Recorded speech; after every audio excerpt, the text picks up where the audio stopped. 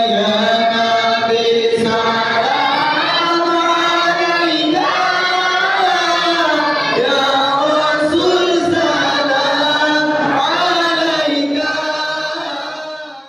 kedua itu sambutan Ketua DKM oleh Al-Ustaz Haji Anwar Rusli. Kepadanya Bapak Haji Anwar Rusli kami persilahkan.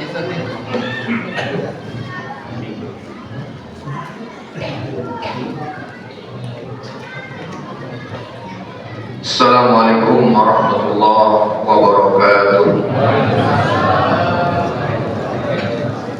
Kayaknya agak lemas, belum makan tadi. Saya ulangi. Assalamualaikum warahmatullahi wabarakatuh. Nasinya udah siap tapi belum dibagiin. Insyaallah. Alhamdulillah. Alhamdulillah nahmaduhu wa nasta'inuhu wa nastaghfiruh wa na'udzu billahi min shururi anfusina wa min sayyiati a'malina may yahdihillahu fala mudilla lahu wa may yudlil fala hadiya lahu. Asyhadu an la ilaha illallah wahdahu la syarika lahu wa asyhadu anna Muhammadan abduhu wa rasuluh la nabiyya ba'dahu. Qala Allah Ta'ala fil Qur'anil Karim, a'udzu billahi minasy syaithanir rajim. Bismillahirrahmanirrahim. Kuntum khairu ummah ukhrijat lin-nas ta'muruna bil ma'ruf wa tanhauna 'anil munkar. Wa qala an-nabiy sallallahu alaihi wasallam, balighu anni walau ayah. Shadaqallah wa shadaqa Rasulullah. Hadirin yang dimuliakan Allah Subhanahu wa taala, kita bersyukur pada malam hari ini kita bisa memperingati lahirnya baginda Rasulullah SAW. Yang mana beliau, kalau kita lihat perjalanan hidupnya, kalau kita rasakan seandainya terjadi pada diri kita, mungkin kita tidak mampu menjalani. Kenapa kesusahan-kesusahan yang dilewati oleh baginda Rasulullah cukup, apalagi waktu dia mendakwakan agama ke Taif dilempari batu, berdarah-darah. Seandainya terjadi pada diri kita seperti ini, masih sanggup nggak kita mendakwahkan agama? Ini pertanyaan pada diri kita. Ini nasihat yang sangat berharga untuk diri kita. Mendakwahkan agama ini tidak mudah. Hanya satu yang disampaikan, qulu la ilaha illallah tuflih.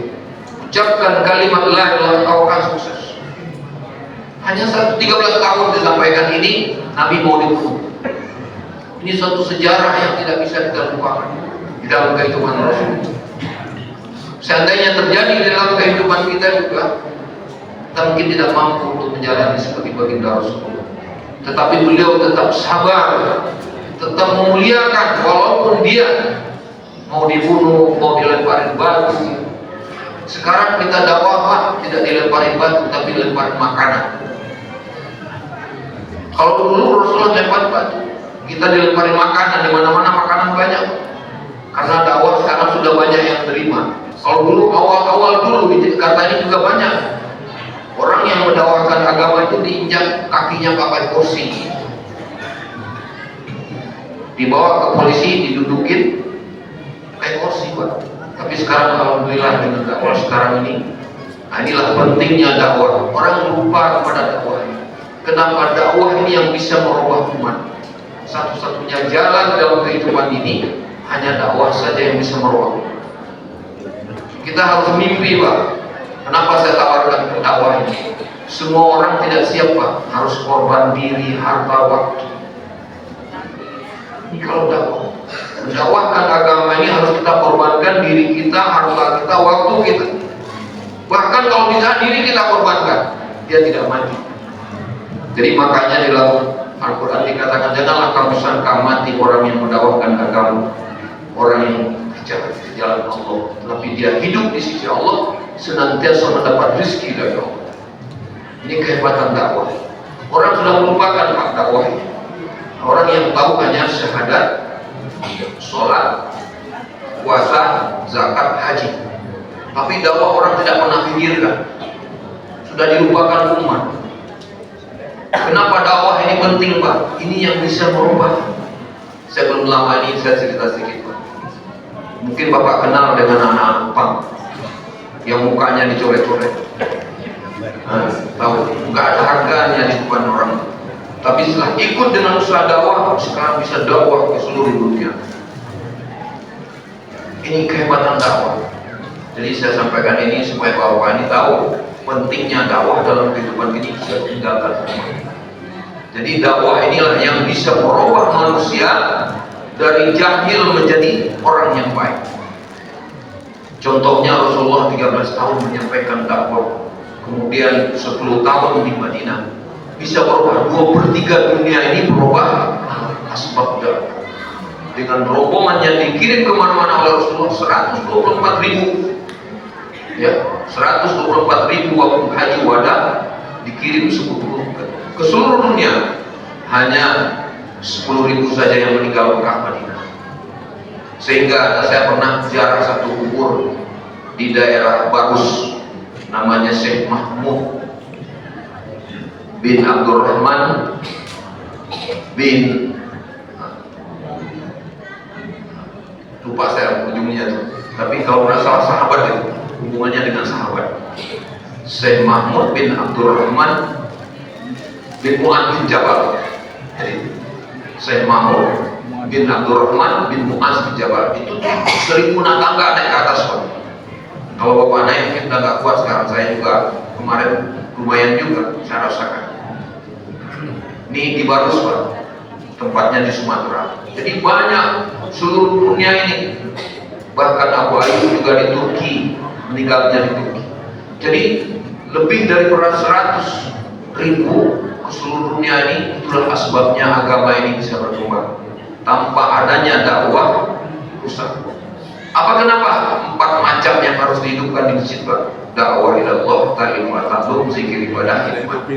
Bapak pengen meramaikan masjid, cukup berkhidmat saja.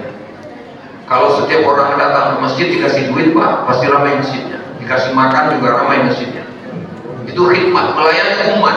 Tapi kalau kita pelit, nggak mau berkorban untuk agama, jangan diharap masjidnya ramai. Jadi kuncinya memang 4 kiamat dunia bi'arba'in,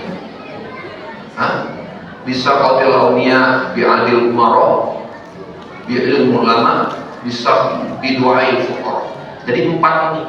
Pemurahnya orang-orang kaya baru bisa masjid ramai. Kalau orang kayanya pelit, jangan diharapkan masjidnya ramai, Pak. Juga apalagi pengurusnya nggak mau mengeluarkan uang, nggak bakalan ramai itu masjid di mana-mana. Bapak boleh lihat contohnya, nggak saja Joko Karyan. Kalau Bapak ke sana, kalau kehilangan diganti, Pak. Ya, kalau Bapak datang ke sana tinggal makan, disiapin semua. Alhamdulillah saya udah pernah 2 kali ke sana, Pak. Jadi untuk meneliti masjid mana yang maju di bahkan dunia ini, hanya itu di Jogja, itu Joko Karyan. Bapak boleh nanti lihat ke sana. Jadi inilah untuk saya mendorong, kalau pengurusnya masih menahan uang-uang yang ada dalam masjid tidak dibagikan kepada umat, jangan diharap masjidnya ramai. Ini kuncinya. Jangan pelitlah jadi manusia, jadi pemurah. Ini barangkali ini tekanan kepada seluruh pengurus. Gak usah bingung, kalau nggak mau jadi pengurus tinggalkan. Kalau mau jadi kosong duitnya. Ya, itu saja dari saya. Mohon maaf. Assalamualaikum warahmatullahi wabarakatuh.